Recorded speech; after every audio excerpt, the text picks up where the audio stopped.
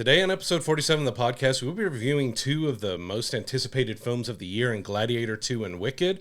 And we also want to take a moment to wish everyone in the States here a happy Thanksgiving. It's already the end of November and we're getting ready to head into Christmas season.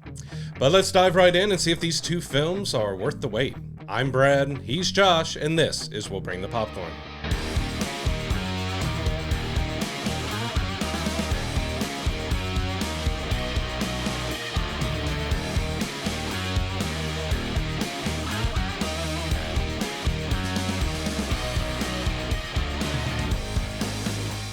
Before we get started with our movie reviews for this week, please don't forget to like and subscribe to us on YouTube. Hit that notification bell so you're always getting our episodes the minute they drop.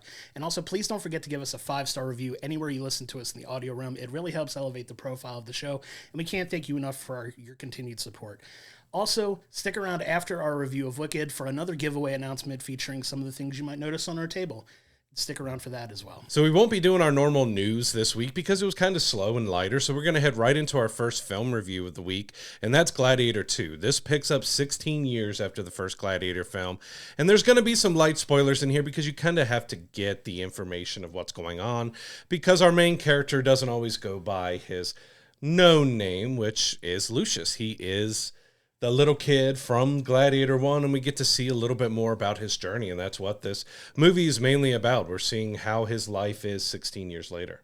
Yeah, this movie was a lot of fun. It really, like you said, picks up from where Gladiator 1 left off, and you see his rise to this, great fighter. You have a really awesome kind of kickoff battle scene at the beginning of the film that kind of sets the table for the rest of the story, where he has this real disdain for the Roman Empire, and his whole, purpose in life is to bring about the fall of Rome and have it be this free version of Rome that, Maximus really wanted to see, that he, talked about a lot in Gladiator 1, and it kind of really picks it up and takes it off from there. I really love this movie, man. I thought it was really, really good. Really well done. Visually is stunning. It was gritty. It was violent in ways that it needed to be. I thought the dialogue was really good in this film. And you really get like this whole long, prolonged battle between, people coming to try to gain power in Rome from various angles. And it's kind of fun to see it all kind of come together and see like who's plotting in which ways and how some of it may be connected, and they're all trying to get to the same point but taking different angles to get there. It was a lot of fun. Yeah, I enjoyed it. I had a few issues with the story and stuff. I don't think it was as emotionally touching or gripping as the first one was, because Maximus's journey as a general, and he's there fighting the wars, and he comes back home and his family's killed, and then he's captured and he's being the gladiator and he's getting revenge on the emperor and everything else. It had that big connection. And with Lucius, I didn't feel that there was such a strong connection to the story with him. Sure. Like, it was a fun movie overall, but his main thing is he loses somebody in the first battle, and that's kind of the driving point, very similar to the first Gladiator, but not as dramatic. I mean, It was, but it wasn't.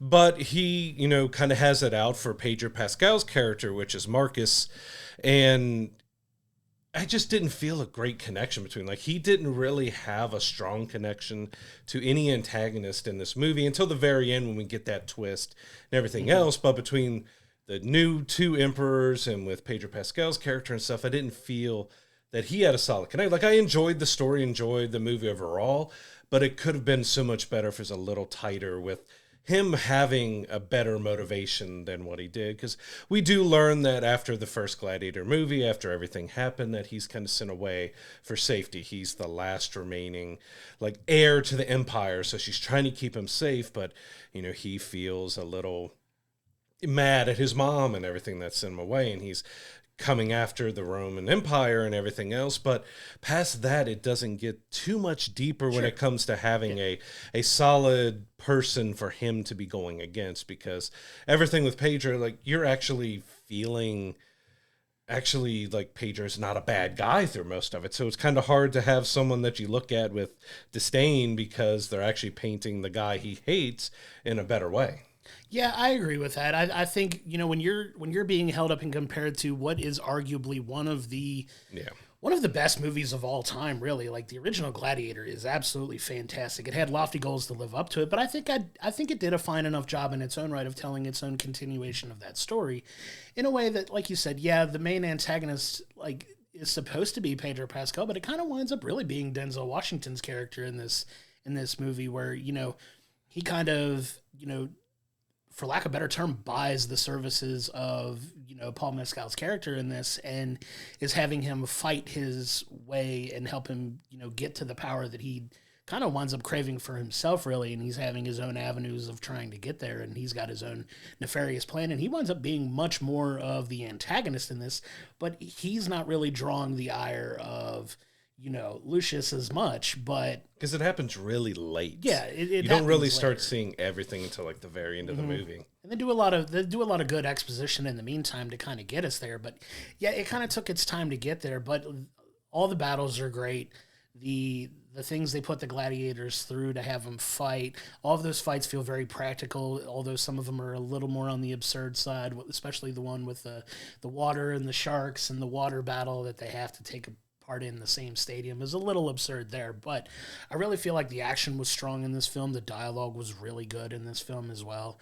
Like I said, visually it was stunning. It was just, it had such lofty expectations to live up to that I don't think it quite met. But at the same time, like I kind of want to detour just a little bit to kind of talk about our theater experience that we had when watching this film that I think kind of took us out of it a little bit. And we had some very obnoxious people sitting behind us that were, There's like 6 to 8 of them. Yeah, I had like, for lack of a better term, pre-gamed before the movie. You could tell they had because they were very loud and obnoxious and couldn't like stop talking throughout the film. That kind of took us out of really being able to focus entirely on this movie to give us a better, strong feeling of it. And doing our best to ignore that, that does and can kind of hinder your experience in a movie and could take a movie that maybe if we rewatch it, we may have a little bit of a different opinion if we can actually really focus on what's going on in the film. I think it speaks to a more stronger conversation that I think we need to have as the movie going public. Like if you can't go to a movie and just, like we've talked about it before a dozen times in here, like if you can't go to the film and like not have a full-on conversation during a movie, don't go to the movies. Don't ruin that experience for that. And I feel like unfortunately for this film, like that kind of took me out of it, and I know it took you out of it too, because it was, we were trying so hard to really focus on this because we had both had super high hopes for this movie, and that unfortunately has to be a part of our viewing experience for this, right, wrong, or indifferent. And I wonder if we go back and see it again, if we may have a different opinion of this movie coming out of it. Yeah, I do plan to see it again, but yeah, that was terrible. Like they were even asked to stop having conversation because we're not talking about a little whisper.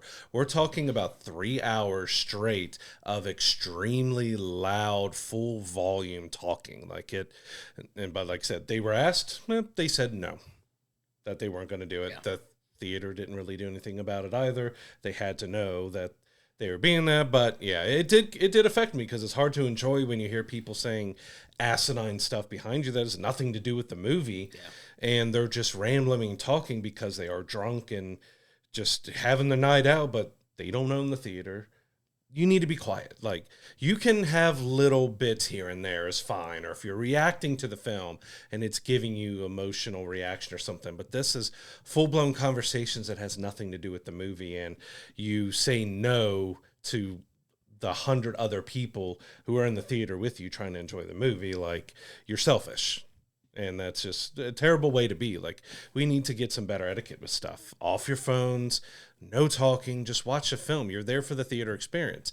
You're there if there is something to cheer for, you cheer for, if it's something like that. But something that got everybody involved in the movie and not taking you out of the movie. And these conversations take you out of the movie. And it probably did affect how I felt about it, because that's what got me focusing a little bit more on, because they're becoming my enemy of the showing, so I'm focusing on, all right, so who he's going at. Well, he doesn't really have a big connection to Marcus, because, we learn in here, too, that Marcus and his mom, Lucilia, are married.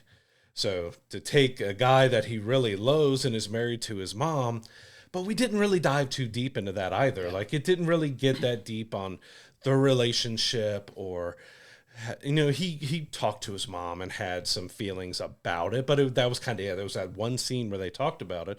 But like I said, he is kind of painted more in a picture throughout. There's underlying stories where they don't like how the current emperors, which are Joseph Quinn and Fred Heschinger, they're one of them is a little loopy and crazy. He's got a pet monkey that also gets something very humorous in the very end that I won't spoil too much, but it gets crazy towards the end with that stuff. But they're really over the top. They want bloodshed. They want violence. They want war and craziness. And you kind of get some behind the scenes on past just the Gladiator story and the story of Rome and what they're doing. You have a front that's trying to kind of take over Rome and get it back, because these two have turned it into some just kind of thing that they don't recognize anymore. It's not the Rome that they grew up on or they wanted, that it's just this disgusting kind of thing now. Yeah, and they definitely play some unhinged characters, and they both give fantastic performances in this movie as well. And I didn't mean to detour too much talking about the theater experience, but I think it helps add context to our interpretation of what we got to see, and how some of things like that, some external factors, kind of take us out of it. So I appreciate you entertaining that as well. But yeah, I mean, at the end of the day, it wasn't as strongly focused on one singular bad person. It was a different approach to getting to the same point, right? Though, but at the end of the day, it gets to where it needs to go. You have some resolution to this, and you have kind of hope for the future of Rome maybe by the end of the film. And I think it was very effective in getting us to that point. I really think the highlight of this movie is Denzel Washington and his character. Absolutely. And he's, as we mentioned in our last episode, he's coming up on the end of his career now, and he just gives this amazing performance of this wise, cunning, willing to take risks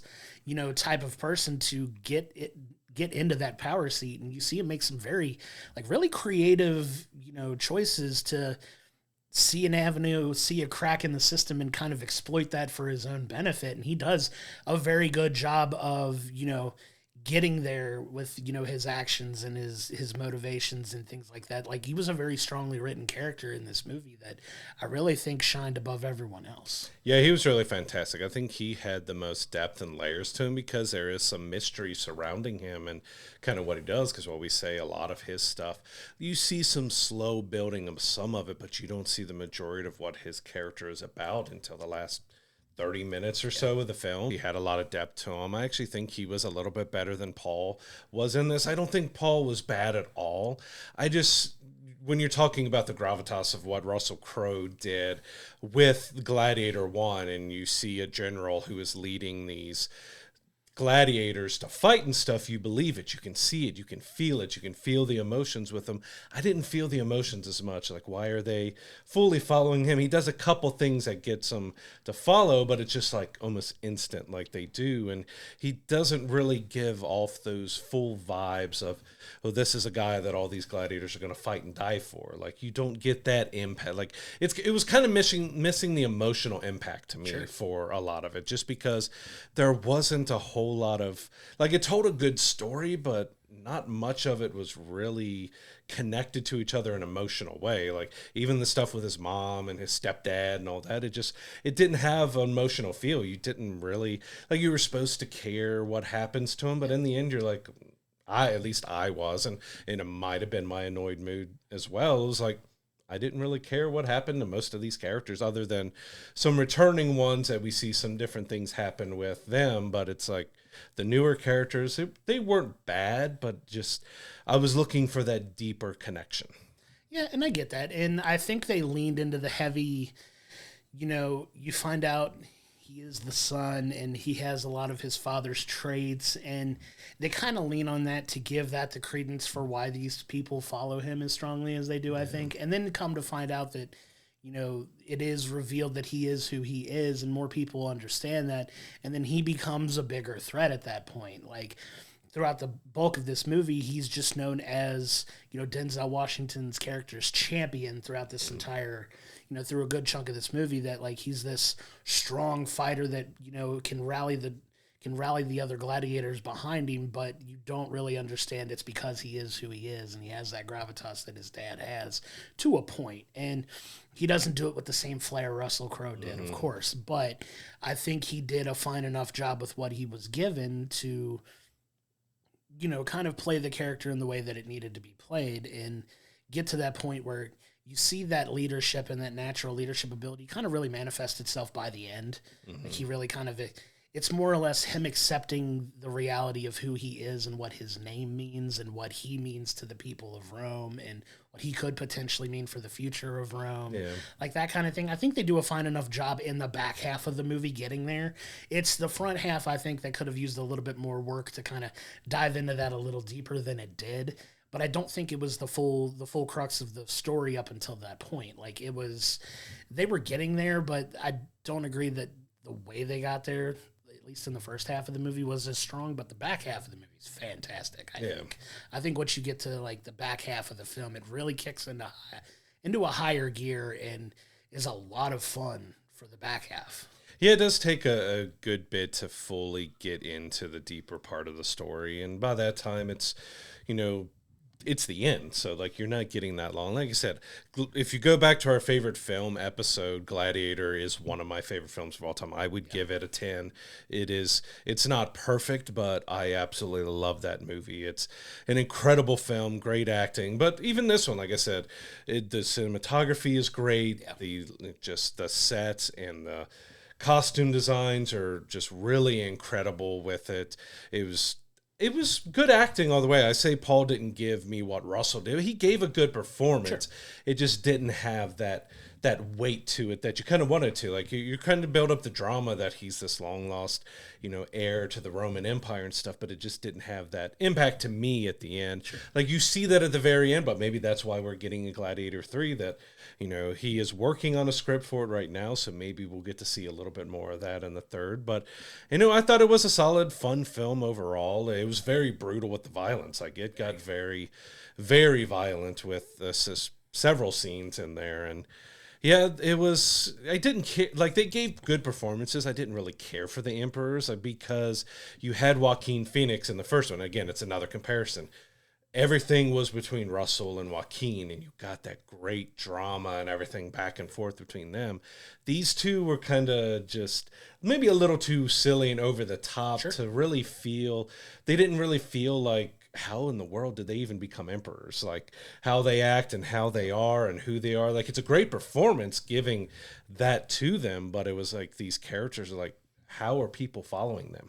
Yeah, they're definitely over the top and a little outrageous too, but they have I think they have a little bit more of a darker, sinister side in this film that is really shown directly. I think you kind of see bits and pieces of it where they're so quick to lean into violence and support that. Like you get this battle in the beginning of one of their champions and Lucius battling one-on-one in like a confined space in front of all of these regal and noble people, and you see how they react to that fight. And obviously Lucius wins, otherwise we wouldn't have a film. He's like, mercy. But, yeah, they were like showing mercy, and we're like, no, absolutely not. And then, you get this a little bit of a tidbit of, like they ask him to kneel, and Lucius declines. He's like, I'd rather die than kneel and accept your rule, kind of thing. And you get a little bit of a taste of it there early, and you kind of go away from it until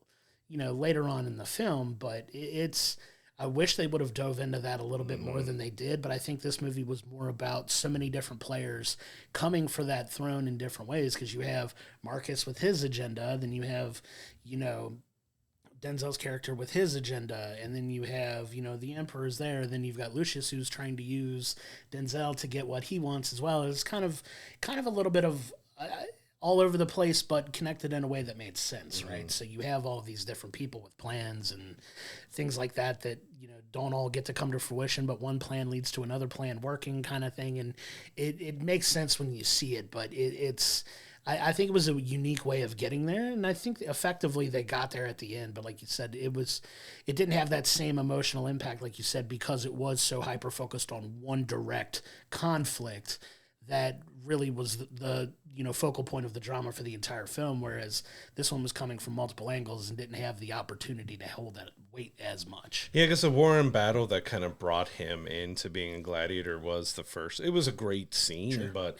it was the first 10 minutes of the film, and that was kind of all when it came to the war and battle. And we know there's a lot more in the first Gladiator, and we played with, the passing of the emperor and everything else. So, like, there was a much deeper connection there. But I almost feel, now that I think about it, that Denzel was more of a main character to this film than Lucius was. Like, I feel like more was about him, because there is, and I'm not going to spoil, there's several bits of mystery, not just because of what he's trying to do, but he reveals some stuff that adds much more depth to everything and why he's doing it. And it feels like he kind of got a lot more, but a lot more in a shorter time than Lucius did. Like, I feel like he is basically the main character of this movie. Yeah, I wouldn't disagree with that. He is a central focal point for a lot of this, and he winds up being that main antagonist for that reason. But yeah, I mean, they took their time getting there. By the end of the movie, I think it all comes together really well. I am excited to see where they move forward with the story, because we do get a lot of resolution in this film where it's like,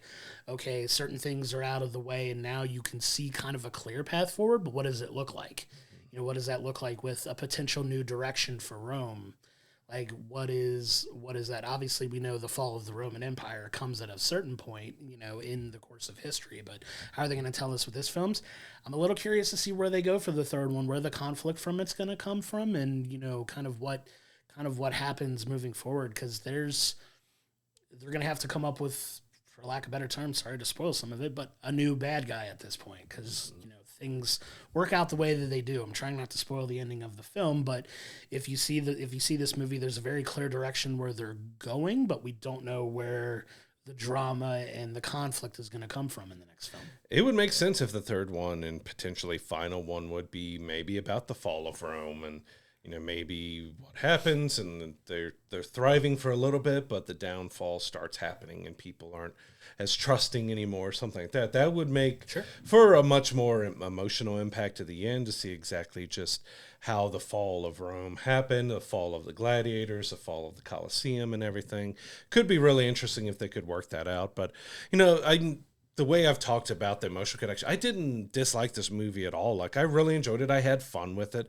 It was a beautiful film to look at, great sound, great kind of everything. They did everything really well, other than that emotional impact. That this is a type of film, from having Gladiator, is you're looking for that emotional impact that really gets you into the story, that takes you into that world and into the realm, and makes you really invested. And I didn't get as invested. And again, it could have also been with the people behind us being rude and obnoxious. But in the end, Gladiator 2 was a fun, big, epic action film that was a decent follow-up to the first Gladiator. Like, it's really hard to live up to what it did because it was so fantastic. And we know there was a lot of issues with filming that first one and everything, and they might have corrected that for the second one. But it was fun. It was entertaining.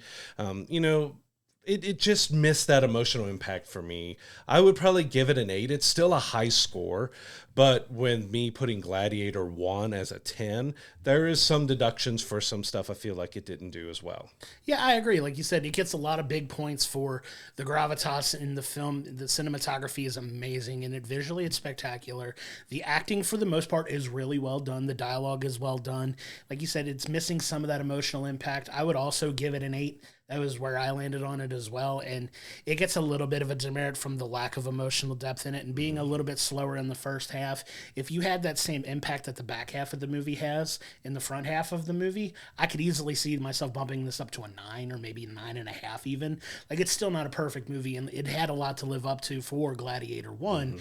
But I think it held up its own pretty well for the most part, which is not the easiest thing to do when you start talking about, sequels and the history of those types of movies, in box office history. I think it does a fine enough job in holding itself up to the original while kind of doing their own thing and setting up for a potentially very intriguing story for a third, because they are making a third. They're making this into a trilogy. Ridley Scott is already working on on the screenplay and the script for the third film, and I'm excited to see how he ends this because it seems like it could be one of Ridley Scott's last films potentially as well, and just to kind of see how they wrap this whole entire Roman story up in a way that could be a lot of fun, in my opinion.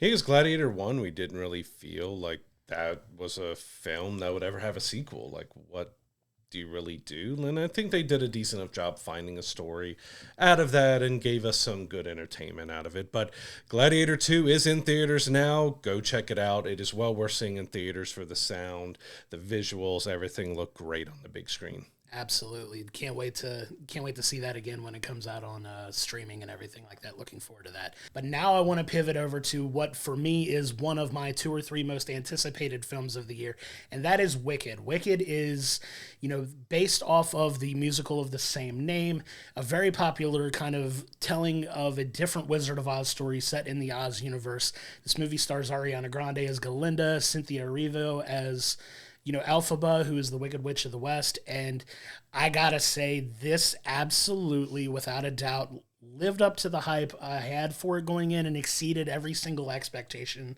I had for the movie going into it. The music we knew was going to be amazing. I mean, you have 2 incredible singers as your leads in this film, but also it's an amazing story. It's visually beautiful. The sets are amazing. I cannot rave about this movie enough, and I think that it met and exceeded every single expectation I had for this movie going in.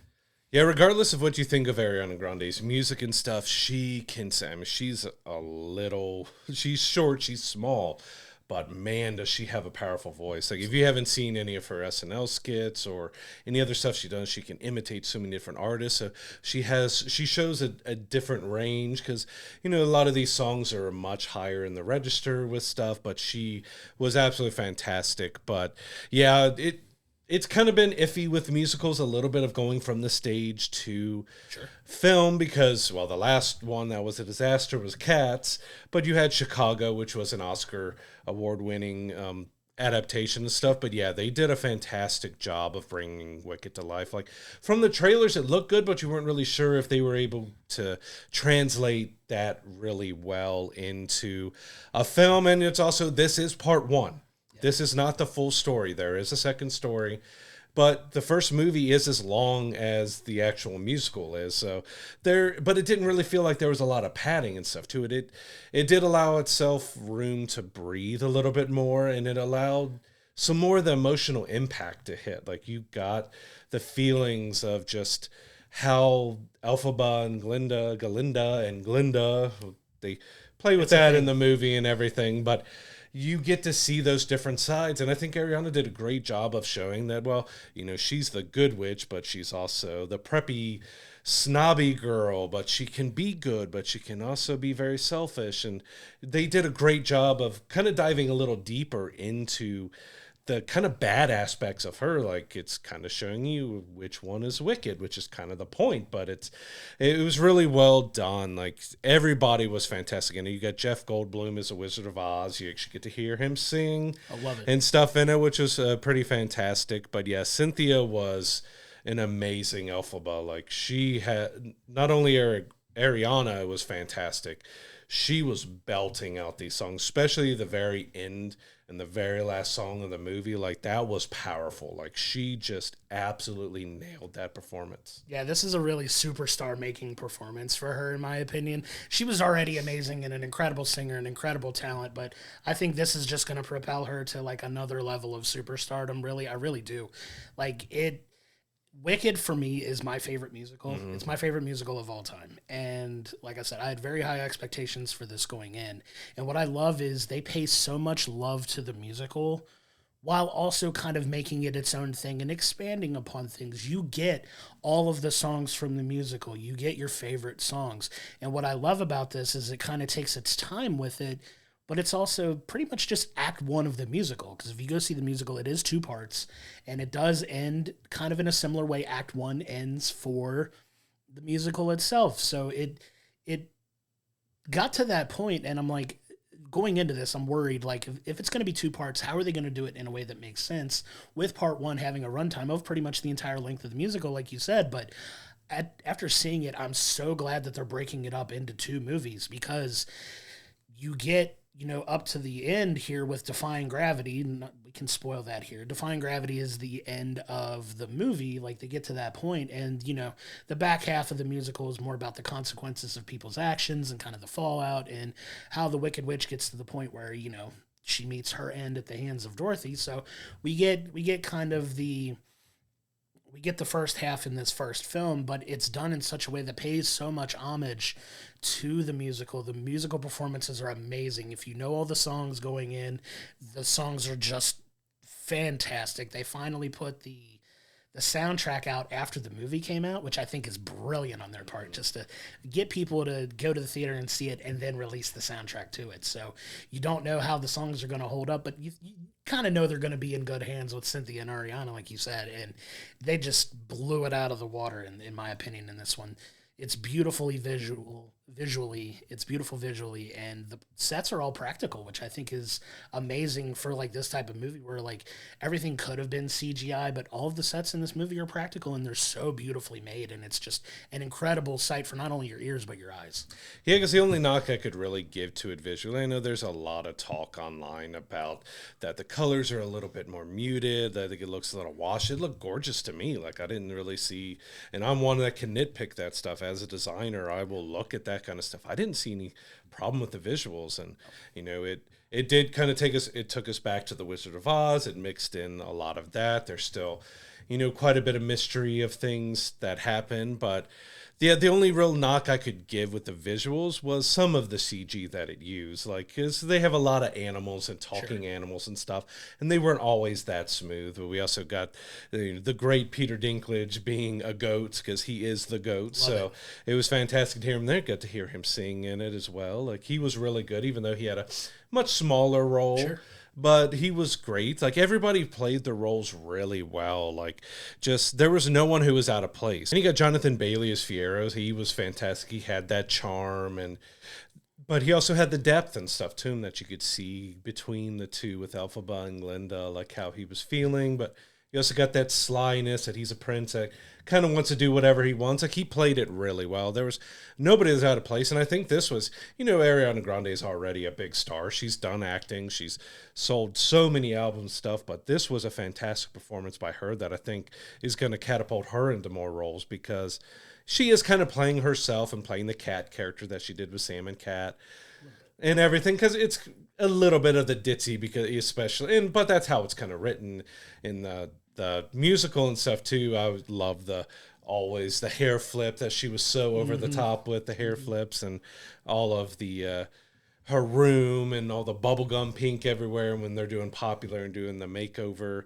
That was really fun. But I think she handled the layers of her really well, because there are some emotional parts and deeper parts where she's rethinking of kind of who she is and what she's done and how she's being mean and all that. Like, you can see the back and forth in her performance really well. Yeah, brilliantly written. And it's cheesy in ways that it's intended to be cheesy. Yeah. It's kind of corny in ways that it's supposed to be corny, but that's part of the fun and the charm of how it's written. And I think what helps is the fact that, Ariana Grande is known in the past, like, if you followed her career, follow her on social media, she has wanted this role for a long time. Like, she's a fan of the musical first and foremost too. So I know a lot of people were apprehensive about her being cast on it, but this is something that she viewed as a passion project for herself as well. Like, it was a dream role for her, like, she looked up to Kristen Chenoweth and, her portrayal of Galinda in the musical, the original run of it. And, she got the role. She got to do it. She had to audition like everybody else. And I know there was some talk of, John Chu, who, directed the film, kind of said that, hey, we originally intended to go with unknowns for this movie, but, it kind of worked out in an unbelievable way when you had superstars of this caliber that wanted to take on the role. Like, it was kind of a no-brainer after seeing them audition, like, I'm glad that they went that route too, because, they really own both of these characters, Elphaba and Galinda, and, they just do such an amazing job of honoring those characters and just singing the songs so well. Incredible, and so powerfully. Singers. And, if you love the musical, please go out of your way to see this if you haven't already. It's going to make a ton of money. it's already on pace to make a ton of money, and it deserves all of the love, all of the praise, and all of the, outpouring of support that it's getting from fans of Wicked. I have yet to interact with anybody who loved Wicked that has gone and seen this movie that isn't absolutely gushing and raving about it. And I know that even from people who are very harsh critics of, certain things that are just all ranting, raving, crying, singing, like loving everything that's in this movie. And they do such good service to it. There's nods to the musical as well, literally directly to the musical. Some fun cameos. Some of the cameos that are in it. But yeah, just absolutely amazing job to bring this world-renowned musical to the big screen in a way that works so beautifully and perfectly that I really don't have anything to nitpick about this film. Yeah, Wicked shows when you have passion and care for something that you're adapting, that you're, doing some of your own things that you can to expand on it. But they gave so much more depth to the emotional parts of it. Silly, over-the-top fun with other parts of it, but they just put so much care and attention into this film from every single aspect. And yeah, these songs aren't easy to sing. And Cynthia and Ariana just absolutely destroy every one of these songs in a good way. I'm saying that in a positive way. They are incredible singers that just nail these songs in every shape, way, form, and everything. It was fantastic. And the supporting cast around was fun.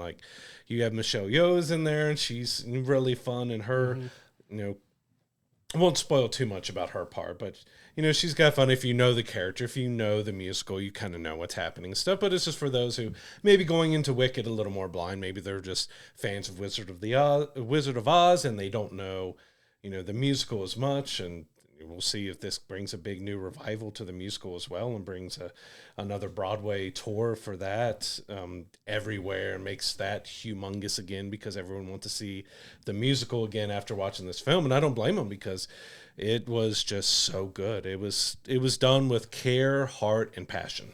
Yeah, and you take the two original. You take the original Glinda and the original Elphaba, who are Kristen Chenoweth and Idina Menzel, world-class singers in their own right that, had high expectations to live up to that. And I think they did them justice and then some in this film. And, just so much, like you said, love and passion poured into this film that you really feel like everybody was on the same page with this, that you don't always get in a lot of movies, especially when they take something that's already popular and adapt it to, I know popular, kind of pun intended, but take something that is as popular as it is and kind of bring it to the big screen. It doesn't always connect. And I think for me and for, millions of other people who have seen the show and love it as much as I do, that it kind of hits every note you want it to hit.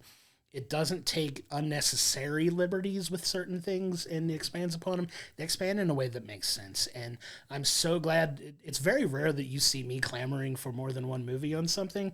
And I know we've talked about sequels for everything's getting a sequel now. I'm so glad that they really took their time with this film to give it the love and the care that it needs, that I'm okay with it being a sequel. Having a second part to this come out where it's the second half of the musical, the second movie is going to be focusing on that. And I'm excited to see how they kind of stick the landing on this one too. And, there's so much more good music ahead that, you get the bigger songs that more people know, like The Wizard and I and Popular and, Defying Gravity are all in this film, but there's some incredible songs on the back half of it as well that I'm really looking forward to see how they finish. Yeah, after seeing the movie, I'm glad they're splitting it up into two. I just don't get the reasoning behind not marketing as a part one and part two. Dune did the same thing. It didn't market as part one, part two. If you're not familiar with the stories and stuff, you may think you're going in to see the entire thing, but you're not. But past that and a little bit of CG kind of issues with the animals, which they just looked kind of okay. They weren't terrible, but they could have been a lot better in that. That's a small nitpicking thing for me. Just it stood out, some of the animals and stuff. But this was made with love and care and attention, and everyone handled it so fantastic. And yeah, it gave you just so much more depth and emotion that you can get the depth and emotion from the musical, but in here it just kind of took it to another level. Like, it was so well done, and I am looking forward to seeing the part two and seeing that, because the first one was 2 hours and 40 minutes long. So if they tried to include all of it in one film, you're looking at at least a 4 hour film. So it's good that even though it's much longer than the musical, they're giving the story room to breathe. They're giving you more depth. They're giving you more emotion, and they're also giving you more fun with all the different things that happen. So yeah, Wicked was just a fantastic showing of when you care about what you're doing, you do it right, and they did it right. Absolutely. So I would say in the end that Wicked is, you know, if you're a fan of the musical like I am and you have the high expectations, I feel it hits every single note that you want it to hit. It hits all of the wonderful things. It's visually stunning. The acting's incredible in it. The music is top-notch, phenomenal. If it doesn't win an Oscar for, soundtrack music, all of the stuff that you can win musically for it, what are we doing at this point? If I had to rate it on a scale 1 to 10, I'm giving it a 10 because it's so rare that I have a movie that I go with such lofty expectations for that it not only meets, but it exceeds them. For that reason, I have to give it a 10. I think it is a perfect musical movie. Like, it incorporates all the music from the soundtrack in this film wonderfully. Amazing performances from not only the top of the cast, but the supporting cast as well. It is fun. It's emotional. It hits like all of the things you want coming out of a movie emotionally, and it hits it really well that, if you got a soul, if you got a heartbeat, I think you'll love this movie. And for that reason, I give it a 10. Yeah, I agree. In the end, Wicked was a fantastic adaptation of the musical. Like, they took so much care and time, put so much effort to make sure they got it right. The emotions hit right. The songs are fantastic. Everybody fits her role really well. I don't know if I would put it as a 10 for me, because 10 is kind of a very lofty thing. Like, I think it is a really fantastic movie. And saying that I would put it in a 9, 9.5 is not a knock on the movie at all. That still means it's a really fantastic film. I would put it in the 9 to 9.5 because I said the 10s for me are the pinnacle. So this is one of the best and probably the best musical adaptation I've ever seen. But there's something, and I'm not quite sure yet. I want to rewatch it and see if it changes my opinion to put it up to a 10. There's just something that didn't quite take it to a 10 for me, but I can't really pinpoint what that was for me in the end with it. But it's a fantastic movie. It deserves to be seen. You should go out and see this. And we had a really great week of movies here, because I feel like both of them were really good, but Wicked is clearly the winner out of both of these with Gladiator 2 and Wicked. Wicked is the one that just blew me away a whole lot more. Like, it nailed just about everything that it tried to do. Yeah, I would say Wicked ranks right up there with films of the year for me. It's on the very short list of films I would put on that list at the moment. We've seen some incredible films so far this year, and personal favorites like Deadpool and Wolverine are obviously going to find its way onto my list, but this ranks right up there with them. And like I said, it's, in my opinion, one of the best musical adaptations I've ever seen out of any of the movies that have been made up to this point. It's legitimately as fantastic as I hoped and wanted it to be, and for that reason, I had to give it a 10, but Wicked is out in theaters right now. Please go check it out. It is one of those that is absolutely 100% worth the theater experience. Go see it. Have a great time. This is one that is a ton of fun, and one that if you love musicals, if you love musical theater, if you love, just amazing soundtracks and visually stunning movies, this is right there with some of the best I've ever seen. Yeah, we talked about it being almost a 3-hour movie, but it didn't feel like you were sitting through a 3-hour movie. Like, the pacing and everything else went so smooth and great with it that you felt like maybe you were in there for an hour, hour and a half. But I mean, the movie felt grand, that it had so much going on, but the time-wise did not feel like 3 hours. Amazing. Could not heap enough praise on this movie. So heading over into what's coming up this week. So we only have one major release this week, and that's Moana 2. I know my kids are absolutely excited and ready to go see this. And then on demand, we had a surprise drop of one of our other favorite films of the year, which We Live in Time, that Andrew Garfield and Florence Pugh did such a fantastic job with that movie. Yeah. It is now out to buy or rent. We highly recommend checking out that movie. Go back in our archives, check out our review of it, but it is a fantastic film that I don't think enough people have seen on it, like the acting. That's going to be, you're going to have Wicked up for a lot of stuff. I think We Live in Time is going to have a lot of award stuff, especially for acting, is going to be in there really high. That dropped on November 22nd, so it is out for everybody right now. For the rest of the week here, we have Conclave. So we've got I've heard good things about it. Not all the time is something like a religious thriller, something that really grabs my attention that I want to go see, but I will check this out. That, along with Here, which, again, you can check our archives to see our review of Here. I do want to rewatch that and see if I have a different feel on it, because I wasn't as blown away as I thought I was going to be with it, but I do want to rewatch it and see if maybe, because your mood and everything else can affect a movie, so maybe if there's a different state that I'm in when I watch Here again, maybe I'll like it more. Yeah, I love going back and watching films in a different headspace than I was when I went and watched it to begin with, and that's definitely one that I think I would like to go back and give another try, because I know we were a little hard on it when we did our review. Go back and check our archives, like you said. And I definitely want to give that one another chance, because I love the director. I love the two main actors in the film as well. So I'm willing to give it another chance for that reason. And another film coming out on demand this week alongside of them on November 26th. It fits right in with the rest of them. It's Terrifier 3. I love that. It's one movie that I would love to get Brad to sit down and watch. I know you're not a big fan. I haven't seen any of them. Yeah, I don't know how you deal with that one, because it's a lot. Terrifier films are notoriously very gory, brutal, violent, absurd, over the top. And I can do the over the top gore most of the time. It's like the Saws, which try to be a little more realistic with it. That's the one I'm like, nope, turn off. Yeah, it's a lot, but it wound up being a huge sleeper hit as far as horror films go. It's one of the highest grossing horror films like of all time. Like, it's crazy that it's all done with small budgets. Yeah, all done with like tinier budgets, and it's insane to see how popular that film is. But it is coming out on demand too, so check it out if you're into that sort of thing.